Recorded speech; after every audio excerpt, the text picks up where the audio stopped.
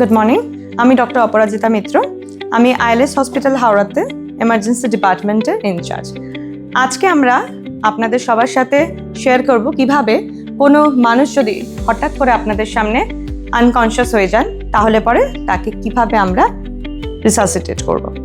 আমাকে আজকে হেল্প করার জন্য আছেন সিস্টার মল্লিকা, আমাদের পেশেন্ট সেফটি অফিসার। তো প্রথমে যদি ধরুন রাস্তার মধ্যে হঠাৎ করে কোনো মানুষ আপনার সামনে কোলাপস করে গেল, প্রথম যে জিনিসটা আমাদের মাথায় রাখতে হবে সেটা হলো সিন সেফটি। আমি যদি কাউকে হেল্প করতে চাই, আমার ক্ষেত্রেও এবং সেই পেশেন্টের ক্ষেত্রেও যাতে সেই পরিবেশটা সেফ হয় সেটা আমাদের দেখতে হবে। তো প্রথমে আমরা এই মানুষটিকে একটা সেফ প্লেসে, ফ্ল্যাট সারফেসে শুইয়ে দিলাম। এবার যেটা নেক্সট আমরা দেখবো, ওনার রেসপন্স চেক করব। Mallika, kindly check the response. Hello sir. Hello sir. Response check করে যদি আমরা দেখি যে মানুষটি কোনো রকম রেসপন্স দিচ্ছে না, তখন প্রথমে আমাদের যেটা করতে হবে, আমাদের হেল্পের জন্য কল করতে হবে। আমাদের সবার কাছে মোবাইল থাকে, তো এমন নাম্বারে আমরা কল করব যাতে আমরা হেল্প পাই, যেমন পুলিশ বা অ্যাম্বুলেন্স। এবার নেক্সট আমাদের যেটা করতে হবে, সময় নষ্ট না করে ইমিডিয়েটলি পেশেন্টের পালস এবং ব্রিদিং একসঙ্গে চেক করতে হবে। তার জন্য আমরা পেশেন্টের চেস্ট লেভেলে নিজেদের চোখটাকে রাখবো এবং হাত রাখবো ক্যারোটিড পালসে। ক্যারোটিড পালস হলো আমাদের এই গলার উঁচু জায়গা থেকে ডান দিকে বা বাঁ দিকে আঙুল জাস্ট সরালে যেই প্রথম গর্তটা পাওয়া যায় সেটাই। এখানে লাস্ট অব দি পালস পাওয়া যায় দেখে আমরা ক্যারোটিড পালসটাই দেখি। এবার এই পালস দেখার জন্য আমরা কিন্তু ঠিক 5 থেকে 10 সেকেন্ড সময় নেব। এবার 5 থেকে 10 সেকেন্ডের মধ্যে আমরা যদি দেখি কোনো রকম পালস নেই এবং পেশেন্টের ব্রিদিংও হচ্ছে না, তখন আমরা ইমিডিয়েটলি শুরু করব সিপিআর। সিপিআর করার জন্য আমাদের হিল অফ দ্য হ্যান্ড এটাকে আমরা রাখবো ঠিক লোয়ার পার্ট অফ দ্য স্টারনামে, যেটা কিনা রাফলি আমাদের দুটো নিপল কানেক্টিং লাইন এবং মিড লাইনের যেখানটায় ছেদ করেছে সেখানে হবে।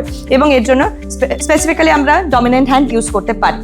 এবার হাতটা রাখার সঙ্গে সঙ্গে আমরা চেস্ট কম্প্রেশন দেব। তার জন্য প্রথম রুল হলো push hard and push fast. তার মানে আমাদের এতটাই ডিপ যেতে হবে যাতে অ্যাটলিস্ট 5 থেকে 6 সেন্টিমিটার হাতটা ভেতরে ঢুকে যায়। এবং তার সঙ্গে আমাদের কম্প্রেশন রেট খেয়াল রাখতে হবে, এটা হবে 100 থেকে 120 কম্প্রেশন পার মিনিট। এবং এটা করার সময় আমাদের খেয়াল রাখতে হবে যখন আমরা হাতটাকে প্রেস করছি, হাতটা যেন সম্পূর্ণভাবে আবার চেস্ট রিকয়েল করতে অ্যালাউ করে। যেমন মল্লিকা আমাদের ডেমনস্ট্রেট করে দেখাবে 1 2 3 4 5। Thank you. এইভাবে আমরা 30 বার কম্প্রেশন করব, করে আমরা 2 বার ব্রেথ দেব। ব্রেথ দেওয়ার জন্য প্রথমে মানুষটির মুখে হেড টিল্ট এবং চিন লিফট করতে হবে যাতে আমাদের এয়ারওয়েটা অনেকটা স্ট্রেট হয়। এবার আমাদের কাছে আমরা ডাইরেক্ট মাউথ টু মাউথ যদি ব্রিথ করতে পারি তো করলাম, না হলে আমাদের কাছে যদি কোনো রকম barrier method like a piece of cloth থাকে সেটাকে আমরা মুখের উপরে রেখে নিজের মুখ দিয়ে এয়ার টাইট করবো, নোজ পিঞ্চ করবো এবং হেড টিল্ট চিন লিফট করে ফু দেবো। দেখবো চেস্ট ফুলছে কিনা। চেস্ট রাইজ হওয়া মানে আমার লাংসে হাওয়া ঢুকছে। তো সিপিআর মানে কার্ডিও পালমোনারি রিসাসিটেশন। এভাবে আমরা 30 বার কম্প্রেশন এবং 2 বার করে ব্রেথ দেব। কতক্ষণ দেব? যতক্ষণ আমার হেল্প আসে বা পেশেন্টের পালস ফিরে আসে, ততক্ষণ আমাদের এই পদ্ধতিতে চালিয়ে যেতে হবে। Thank you.